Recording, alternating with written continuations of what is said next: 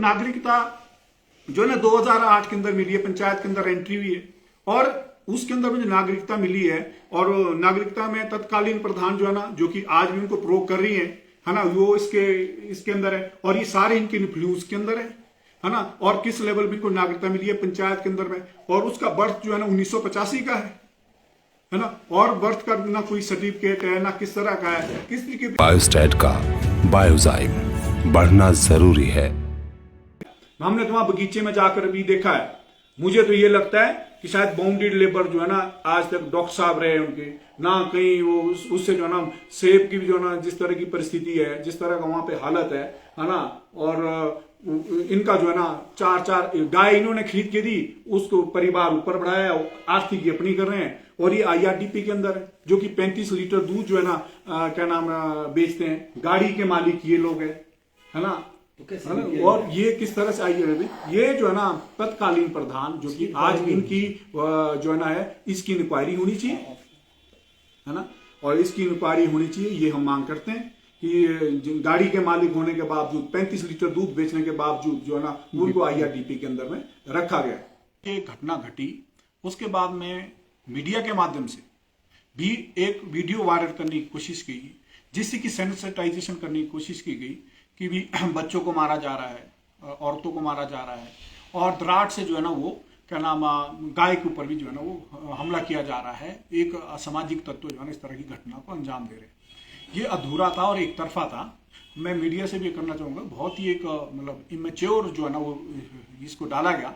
और हम डॉक्टर साहब को एक छात्र समय से जानते हैं, इनके व्यक्तित्व को हम समझते हैं। मैं व्यक्तिगत तौर पे आज तक के जिंदगी के अनुभव से ये समझता हूँ कि जितनी संवेदनशील ये समाज के प्रति, एक इंडिविजुअल के प्रति, एक जिस तरह के जो है ना एक यूनिवर्सिटी के अंदर में टीचर हैं, ये बेदाग बेलाग और स्वाभाविक लेवल पे ये कभी व्यवहार में भी, अगर व्यवहार के तौर पे मजाक में भी जो है ना एक मतलब शिक्षा के स्तर पे ही बोलते हैं, और कभी भी असंवेदनशील और इस तरह की घटना नहीं है। ये स्प्रे करना चाहते थे 5 दिनों से जो है ना वो ड्रम जो है ना ये मांग रहे थे, और ड्रम जो कि भी इन्होंने लेके दिए। सारा जो वहां पे मकान है वो इनका है, वो उनका थोड़ी भी है, मकान इनका है। जो पशु इन्होंने खरीद के दिए और सारे उनके बच्चों को सबको पाला, एक परिवार की तरह उनको रखा, उसका खमियाजा जो है जो उन्होंने सिला दिया, मैं समझता इंसानियत को शर्मसार करने वाला है।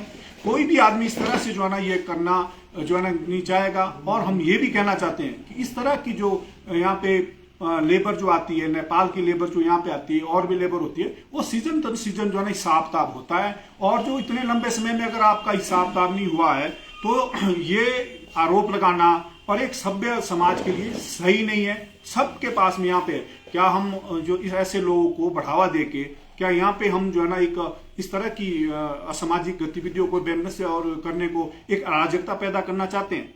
सुमित्रा जी यहाँ पे बैठी हैं, इनको जब इनके साथ मोलेस्टेशन, इनके साथ में जब लेडीज को आगे लगा के और वो जो बाकी सभी वहीं पे थे, तो क्या नाम इन्होंने बीच बचाव करने की कोशिश की और 2-3 मिनट में वो सारा खत्म हो गया। डॉक्टर साहब ऊपर को आने लगे और उसके बाद में इनको जो है ना सुमित्रा जी को जो है वो वहां पर क्या नाम है इनको अंदर कमरे में ले जाके बंद करके, इनको चोटी भी आई है, मेडिकल वगैरह इनका सब कुछ हुआ है सफिशिएंट। और उसमें जो है इनका मंगलसूत्र और एक लड़की जो कि वहां पे थी जिसका उन्होंने फोन क्या बोलते हैं चोरी फोन भी चुराया और वहां से वो फोन ले गए। और एक लड़की के मिसिंग की बात कर रहे थे, बच्चे की मिसिंग की बात कर रहे थे। मामले को बहुत सेंसिटाइजेशन करने की कोशिश की गई। हम ये कहते हैं कि जो एविडेंस इन्होंने ही दिए और वो एविडेंस भी जो है ना अपने आप में ये पुख्ता है कि कौन एग्रेसिव पार्टी है, किसकी क्या नियत है, कौन जो है ना इतने लेवल पे जो है ना वो है। और जो क्या नाम सारे का सारा जो है ना वो जो वहां पे परिस्थितियां जो पैदा हुई है ना, वो गैर कानूनी जो मतलब कौन सी एग्रेसिव पार्टी है, वो सफिशिएंट एविडेंस है। और हम ये पुलिस से कहते हैं एविडेंस इन्होंने क्रिएट की है नहीं की है, काफी समय हो चुका है, 11 दिन हो चुके हैं कि भी आपने जो क्या नाम वहां की भूतपूर्व प्रधान है उनकी और इनकी फोन की जो बातचीत हुई है, सारी गाइडेंस इनके ऊपर हुई है। आज जो ना बहुत सारी तकनीकी चीजें हैं उसकी एविडेंस जो है क्रिएट की जाए। और हम ये समझते हैं इसमें डिले हो रही है। पुलिस किस बात की इंतजार कर रही है कि भी क्या नाम इसमें जो कल्प्रिट है उनको जो है ना क्या नाम सही मायने में जो है ना अरेस्ट किया जाए। हम बिल्कुल कोऑपरेट कर रहे हैं पुलिस को। हम नहीं चाहते हैं कि भी कोई दूसरा जो है ना रास्ता इख्तियार किया जाए।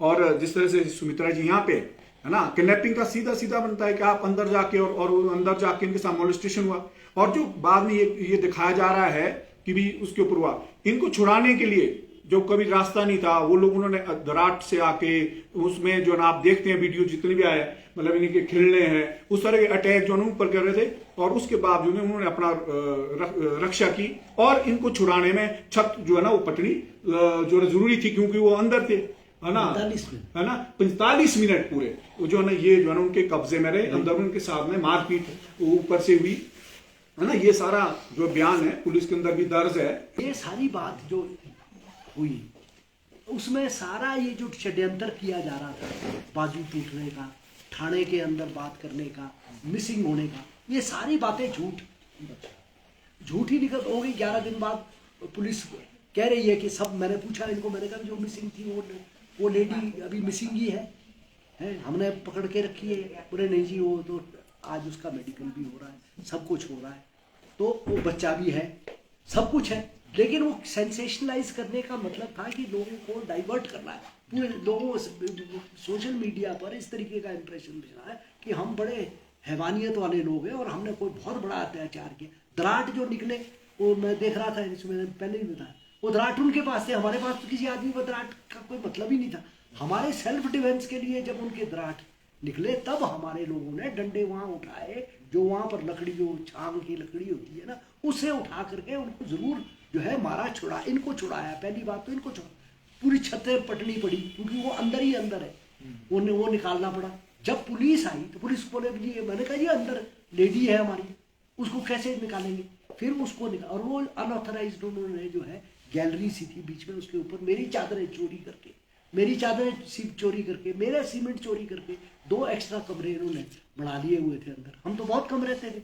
अब ये बंधुआ मजदूर की बात है, 40 साल से हमको कटे पैसा नहीं दिया गया हमारे चौक, ये SHO को। जब इन्होंने पुलिस में कंप्लेंट दी तो बताया कि 3 साल से बंधुआ मजदूर को रखा था, 4 आदमी, यही कंप्लेंट है। 4 आदमी, वकील ने कहा कि तुम नहीं 40 साल का मत करो, 4 साल का बंधुआ।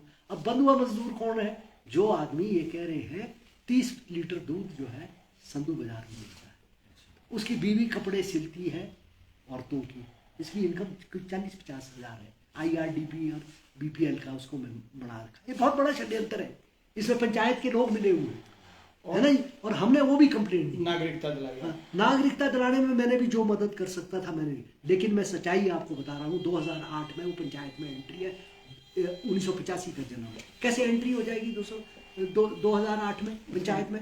समथिंग इज अच्छा। अगर 2 चीज़ें हैं उसमें, या तो आपका बर्थ हॉस्पिटल में हुआ है और हॉस्पिटल के रिकॉर्ड में बताया गया है कि आप जो है संधू पंचायत में पैदा हुए, तो पंचायत में, या जब अगर मान लो घर में भी पैदा हुए तो पंचायत के रजिस्टर में उसी वक्त एंट्री होती है, विदिन 1 और 2 मंथ्स आप एंटर कर लेते हैं कि जी मजदूरी है कि ये बच्चा यहाँ पैदा हुआ है ना। अच्छा चलो, मैं तो 2011 में आया रिटायर होके, मेरे को इन्होंने कहा, मैंने कहा चलो इसकी मदद हो जाती है, मैंने कह दिया जी हाँ ये पैदा यहाँ हो, लेकिन मेरे कहने से नहीं ना होना सारा, इसकी इंक्वायरी होनी चाहिए। और फिर IRDP कैसे चला जाएगा? अब मुझे आप बताइए, जिस आदमी के पास गाड़ी है वो IRDP में कैसे जाएगा? ये ऐसा भी नहीं है कोई सेकंड हैंड फर्स्ट हैंड नई गाड़ी है। वो कह रहा है उसके घर में फ्रिज है, वो कह रहा है मेरा फ्रिज जो है तोड़ा खुद उन्होंने वो फ्रिज जाते, लेकिन है उसके पास फ्रिज है, सब चीज़ें हैं सारी। वो किसी भी रूप से वो IRDP में आ नहीं सकता किसी भी तरीके से, लेकिन वो है सब पंचायत में, संधू में, सबको पता है। अभी क्या स्थिति डॉक्टर साहब? पुलिस से क्या मांग करते हैं, किस तरह से क्या? हाँ, पुलिस से हम ये मांग करते हैं, एक जो है कानूनी दायरे में आप इंक्वायरी कीजिए, जो कानून के दायरे में। आप कोई हल्ला कर रहा है आपके थाने में, या कोई आप कह रहे हैं जी ये न्यूसेंस है, ये ऊपर से SP ने फ़ोन कर दिया जी, वो वहाँ चली गई, उसने महिला को बता दिया, वहाँ रोना धोना शुरू कर दिया कि जी वो है, उसने कहा इंक्वायरी भी हो गई, ASP आ गए, उन्होंने इंक्वायरी की, सबको पूछताछ की, उन्होंने अपनी रिपोर्ट दे दी है, वो रिपोर्ट भी है। SHO मौका देखा है, 2 IOs आपने वो किए, अभी 10 दिन, कल वो अरेस्ट हुए हैं 10 दिन के बाद, जबकि इन्होंने ये कबूल किया है कि जहाँ वो रह रहे हैं, वो आपने वीडियो देखा होगा कि जी उनको लोग खाना भी खिला रहे हैं, सब कुछ है। ये सारी बातें क्या हो रही है, मतलब हमारी समझ से बाहर है। पुलिस को इसमें कानूनी तरीके से चलना चाहिए, जो भी कानूनी है। हम कह रहे हैं तुम कानून के दायरे। अच्छा, अब 382 कैसे नहीं लगेगी? इनकी रॉबरी, इनका जो है आपने लॉकेट तोड़ के इनको बंद किया है। बंद करना अलग, वो किडनैपिंग का केस, लेकिन इनका लॉकेट चुराना और स्नैच करना वो 382 रॉबरी में आता है और वो नॉन बेलेबल है। हाँ, वो नहीं हो सकता 382। हम पुलिस को कह रहे हैं क्यों नहीं आप इस पे 382 लगाए। कॉन्स्पिरेसी का एंगल बिल्कुल स्पष्ट है। अगर अभी भी कॉल डिटेल्स निकाली जाए, लगातार जो वो एक्स प्रधान है वो इनके उसके इशारे पर और उसके कहने पर जो है उनसे गलत काम करवाए जा रहे थे। ये मंगलसूत्र भी उसके कहने पर हुआ है कि जो ये बाहर से आई है लेडी, इनको मारो और इनको करो ताकि ये केस में इन्वॉल्व हो। नहीं, वो तो उन्होंने खुद भी बोला कि मैं इनकी एडवाइजर हूँ। हाँ, मैं इनकी एडवाइजर हूँ, और उसने भी कहा है, उस लड़की ने, कि जो ये बोलते हैं वो हम करते हैं। अब इससे ज्यादा क्या कॉन्स्पिरेसी चाहिए? मतलब एंगल 120 और 109 जो है बाहर का एंगल जो है लगता है दैट इज नॉन बेलेबल। उसके अगेंस्ट कॉन्स्पिरेसी का केस क्यों नहीं होना चाहिए, है ना? हालांकि और मैं नहीं इनका जानता, मंगलसूत्र है ना, इनका 2 तोले के आसपास का मंगलसूत्र है जो कि भी इसके अंदर है। और दूसरा फोन है, फोन भी जो है ना चोरी किया, वो भी जो है ना चुराया है ना दूसरे इसके। तो दोनों चीजें जो है ना आपका स्नैचिंग है 382 में 382 लगता है। This is non bailable. मैं एसएचओ से यही बहस कर रहा हूँ। और जो ये बाद में जो लोग गए उन्होंने जो है इनको छुड़ाया है ना, पुलिस के सामने जो है ना इनको बाहर लाया गया, तो क्लियर कट है कि इनको जो अंदर हाउस अरेस्ट किया हुआ था। यही हमारा कहना है। मेरा हिसाब किताब नहीं था। मैंने सिर्फ इसीलिए कि मैंने उनको बच्चों की तरह जब से मैंने देखा है और उनके बाबराम के साथ मेरे संबंध, हालांकि मेरे बहुत कम थे क्योंकि मैं तो नौकरी ये तो आपका हिसाब सीजन टू सीजन होता था। सीजन टू सीजन जो काम किया वो पैसे दे दिए। जैसे आप, मैं समझता हूँ मेजॉरिटी लोग अपने काम करके चले जाते हैं। मैं इनके साथ तो मेरा काम ही नहीं था। बाबूराम को मैं रेगुलर सैलरी देता था, जो मैंने पिछले महीने तक, जो मैंने और पिछले महीने तक बाबूराम का मैं आपको बताऊं, ये लास्ट दिनों में कुछ ऐसा उसको बंद किया। 2 बार आईओ गया यहाँ से उसकी स्टेटमेंट लेने, उन्होंने स्टेटमेंट नहीं लेने दिया। आईओ की रिपोर्ट में हो, मैंने पूछा क्यों। फिर एसएचओ जब आए, एसएचओ कहते हैं कि मुझे हाफ स्टेटमेंट दी, फिर इसको पकड़ के अंदर में बाबूराम के बीच इन बिटवीन मैंने वाइस प्रधान, एक मेंबर जो उनके मिलने वाले थे, एक और संधू से 3 लोग जो उसके कहने पर आए। उसके सामने बाबूराम ने कहा कि जी मुझे तो पूरा पैसा मिला है, मुझे कोई वो नहीं। समझौता होने पर बात आई कि मुझे पूरा पैसा दिया, क्योंकि उसकी बीवी कह रही थी हमको 40 साल पैसा दिया। बाबूराम ने बोला जी मुझे पूरा पैसा मिला। उनके सामने वो भी हो जाएंगे। रघुवीर सूद है, एक वो दादा। आपको क्या लग रहा है, क्या मंशा थी किसकी? देखो जी, मंशा इसमें मनी एंगल, उनकी मंशा कुछ नहीं थी। उनकी मंशा थी स्टे करने की, लेकिन जो मैं कह रहा हूँ जो कॉन्स्पायर कर रहा है उसकी मंशा कुछ और है। उसमें एक फाइनेंशियल एंगल भी इन्वॉल्व है। मतलब पूर्व। हाँ हाँ, बिल्कुल बिल्कुल। अदरवाइज कोई मैं ऐसा कभी एंटिसिपेट कर ही नहीं सकता था कि मेरे ये लोग जो है ना वो काफ़ी ठीक, मैं समझता हूँ इस लेवल की वो जो ये हुई है, ये एक तरह से मैं कहता हूँ कि मैं प्रोफेशनल, मतलब ये कि 40 साल सेमी प्रोफेशनल एक जो होता है ना गांव में एक बदमाशी करने की, जिसको आदत हो जाए, बहुत सारे छोटे कानून वो समझता है इधर से क्या करना, उस तरीके का योजनाबद्ध एक तरीका लिया गया। और वो 3 लाख तक बात हो गई। 3 लाख हमने कहा चल यार मैं चीज मान के जाऊंगा, चल इनको जाते जाते मैंने देखी। मैं खर्चा तो मैं पहले देने को तैयार था, मेरा बेटा ही पहले देने को तैयार। मैं तो आता ही नहीं था, 2-3 साल से मैंने बेटे को दे रखा।